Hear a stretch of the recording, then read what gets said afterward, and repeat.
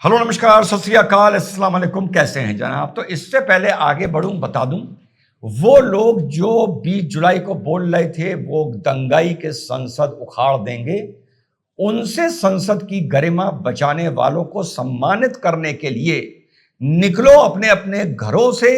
अगर खास तौर से दिल्ली और एनसीआर एरिया से हो, पार्लियामेंट स्ट्रीट पुलिस स्टेशन जिसने सबसे ज्यादा अटैक झेला है, उस पुलिस स्टेशन के बाहर हम लोगों को 8 अगस्त 12 बजे से 2 बजे तक तिरंगा लेकर और हाथ में फूलों की माला लेकर वहां पर खड़ा होना है और पूरे पुलिस थाने को एक एक कर्मी को डीएसपी साहब डीसीपी साहब से लेकर साथियों सम्मानित भी करना है और आपस में संवाद भी करना है।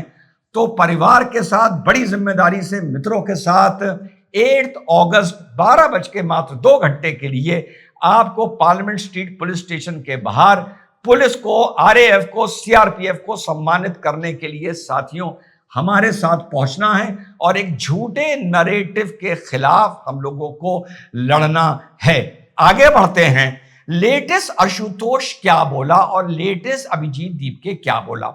असल में लॉन्डो में कंसिस्टेंसी नहीं है, ये इन्हें यही नहीं पता होता कि कुछ दिन पहले हमने क्या बोला था। वो तो सोनम वांगचुक ने आकर इन लोगों को रास्ता दिखा दिया और इन लोगों के एक महा सड़क छाप आंदोलन को हवा दे दी, तो आज ये हो गए।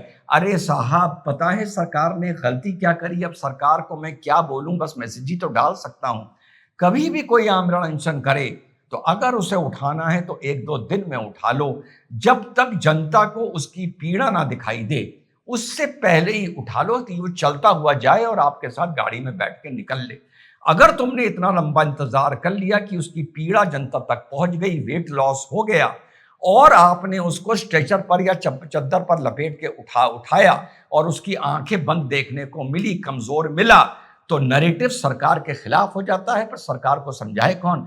ये हमारी सुनना शुरू करे तो हम इनको बताएं कैसे क्या खेला जाता है। अब आगे चलते हैं। तो साहब आशुतोष क्या बोला है सुनिए। अभी संभाजी नगर के बाहर बैठक के बाद संभवतः इनका लेटेस्ट बयान आया है, सुनिए। नहीं, अगर वो लोग जंतर मंतर पे पहुंचे तो ये तो बहुत बड़ा सेंट्रल एजेंसीज का सिक्योरिटी फेलियर है। अगर आप देश के इतने सेंटर में जहां पर एक बहुत पीसफुल प्रोटेस्ट हो रहा है, वहां पे इस तरह के लोग अगर पहुंच गए तो ये तो बहुत बड़ा इंटेलिजेंस फेलियर है। इस मामले में तो गृह मंत्री को आकर सफाई देनी चाहिए, तमाम सिक्योरिटी एजेंसीज को आकर सफाई देनी चाहिए। सुना साथियों? सुन लिया। अब इसके बाद टाइफाइड से जो सफर कर रहे हैं, टाइफाइड से और कोक पी रहे हैं, खैर वो अलग बात है। अभिजीत क्या बोल रहा है ये सुनिए, लेटेस्ट सुनिए। मैंने तो इसमें पहले दिन से मैं कहता आ रहा था, जब से हमारा आंदोलन स्टार्ट हुआ था, कि इस आंदोलन में बाहर से कुछ लोग भेजे जाएंगे, कुछ गुंडे भेजे जाएंगे जो जानबूझकर ऐसी हरकत करेंगे जिससे प्रोटेस्ट में डिस्टर्बेंस क्रिएट हो, जो जानबूझकर ऐसी कोशिश करेंगे कि प्रोटेस्ट बदनाम हो जाए। फिर उन गुंडों की की हुई हरकतों को इस्तेमाल करके जो आरोप जो है वो सीजेपी के लोगों के ऊपर लगाया जाएगा। सुन लिया। इन लौंडों को पता नहीं होता इन्होंने कब क्या बोला था। कुछ दिन पहले ये क्या बोल रहा था वो सुनिए। बच्चे थे जो अपने भविष्य के लिए प्रोटेस्ट कर रहे थे, अपने फ्यूचर के लिए प्रोटेस्ट कर रहे थे, उनको कोई मजा नहीं आ रहा था। लाठियां खाई है 20 जुलाई को, अगर सरकार का उससे भी मन नहीं भरा है, अगर इतना सारा खून बहाकर भी सरकार का मन नहीं भरा है। अब इन तीनों बातों को आप मिला सकते हैं और यही बात अभिजीत ने जुलाई 21 को बोली थी रात को। मैंने वो वीडियो अपलोड करके आप लोगों को दिखाया था कि साहब कल जंतर मंतर पर गुंडे आ गए थे, हमारा धरना तो जंतर मंतर पर चल रहा है, पार्लियामेंट के पास गुंडे आ गए थे। तो क्या आप इन सारी बातों को जोड़ के समझ सकते हैं कि इनके दिमाग में है क्या? इनके दिमाग में गोबर भरा हुआ है मेरे भाई, भूसा भरा हुआ है। आगे चलिए साहब। माहौल ये है कि अब मेटा ने भी माफी मांगी है सरकार से और सरकार से ये कहा है कि कोई टेक्निकल प्रॉब्लम आ गई थी कि मोदी जी का संदेश डिलीट हो गया और आइंदा हम ये गलती नहीं करेंगे। और साथ में मेटा ने यह भी कहा है कि जंतर मंतर का जब कैंपेन चल रहा था तब साहब बहुत पेड प्रमोशंस किए जा रहे थे।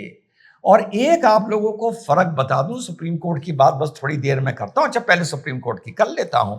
कल से मैं सारे हेडलाइंस और पेपर्स देख रहा हूं जो साफ बता रहे हैं कि सूर्यकांत साहब ने क्या बोला रिजवान से कि साहब स्टूडेंट्स हैं, बड़ा नरमी से पेश आना चाहिए, समझना चाहिए, उनकी सुननी चाहिए। ये सब लिखा जा रहा है, अंदर पूरी हमारी बात लिखी जा रही है।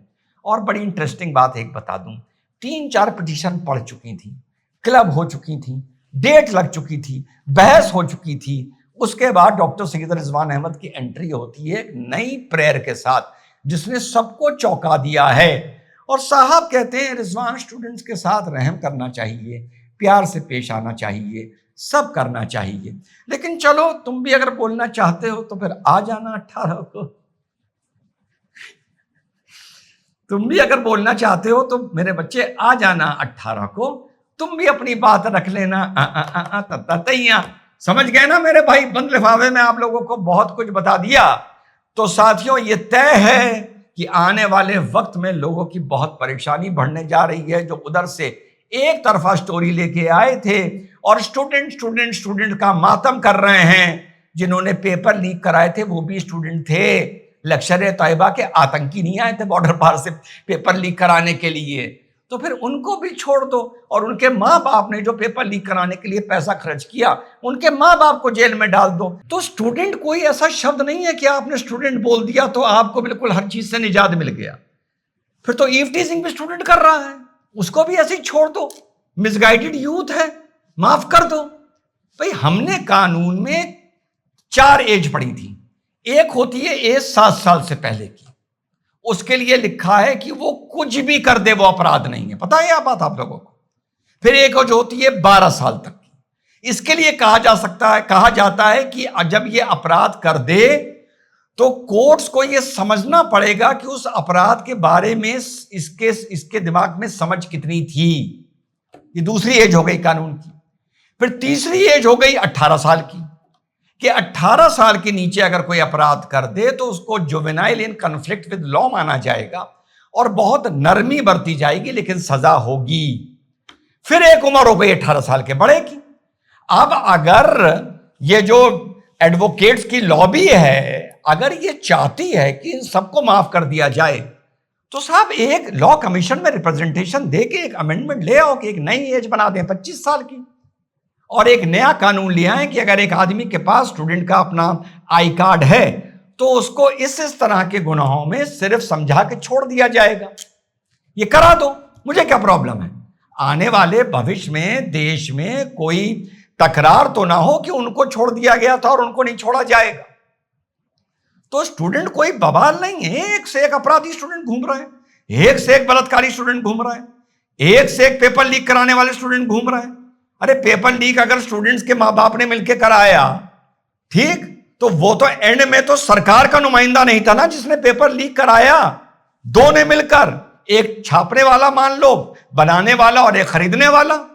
तो 50% गाली उन स्टूडेंट्स को भी तो दो, उनके मां बाप को भी तो कटघरे में खड़ा करो कि पैसे काहे दिए बेटे ने, मांगे अगर 5 लाख रुपए 10 लाख रुपए। तो साहब दिल्ली पुलिस का सम्मान करने के लिए और संवाद करने के लिए 8 अगस्त समय 12 से 2 पार्लियामेंट स्ट्रीट पुलिस स्टेशन के बाहर तिरंगे के साथ और फूलमाला के साथ, कोई राजनीतिक जिंदाबाद नहीं, कोई राजनीतिक मुर्दाबाद नहीं, सिर्फ आरएएफ की जिंदाबाद होगी, दिल्ली पुलिस की जिंदाबाद होगी और सीआरपीएफ की साथियों जिंदाबाद होगी। और आखिर दम तक, जितना भी दम है, आप लोग यकीन करिए कि ऑर्गेनाइजर्स को की अकाउंटेबिलिटी तय करवा के रहूंगा, और जो गुंडे अंदर हैं कोशिश करूंगा कि वो छोड़े ना जाएं। जुवेनाइल जो हैं, जिन्होंने गाली वाली दे दी है, उनके लिए तो पहले ही कह चुका है आपका भाई गुलाठी मारते हुए कि उनके खिलाफ एफआईआर नहीं होनी चाहिए। तो मुलाकात होगी परसों अगस्त 8 12 बजे। जय हिंद, वंदे मातरम, खुदा हाफिज।